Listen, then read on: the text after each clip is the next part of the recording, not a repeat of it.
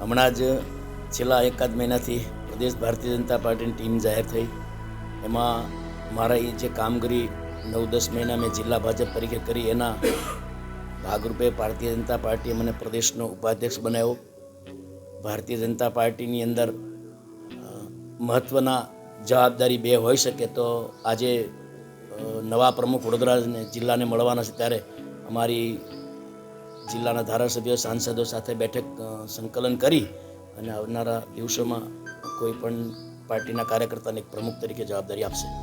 સાંસદ, ધારાસભ્યો, જિલ્લા પંચાયત પ્રમુખ, માજી ધારાસભ્ય, પ્રભારી, જિલ્લા પ્રમુખ, આ બધાની એક સંકલનની બેઠક હતી. જે કોઈ નામો આવશે ને પાર્લામેન્ટના બોર્ડમાં નક્કી થશે એ પ્રમાણે પ્રમુખ. એવી મારી જાણમાં નથી કે મારા વિરોધ એમને રજૂઆત કરી હોય, એવું મારા જાણમાં નથી. મારો વિરોધ કર્યો હોય કોઈએ, એ તમારા મીડિયા માધ્યમથી કદાચ ક્યાંક ને ક્યાંક કોઈ કર્યો હશે, જેને પણ કર્યો મને યાદ નથી.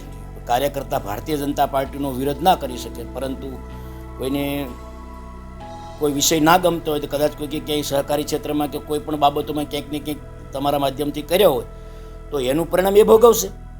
અને ભારતીય જનતા પાર્ટીના કાર્યકર્તા ક્યારેય આવું કરતો નથી હોતો, પરંતુ કોઈને કદાચ ક્યાંય ના ગમ્યું હોય, કદાચ કોઈએ કર્યું હોય તો એના વિરોધથી મને પ્રમોશન પાર્ટીએ આપ્યું છે. ભારતીય જનતા પાર્ટીના પાયાના કાર્યકર્તાને મળવાનું છે, એમાં કોઈ શંકા નથી.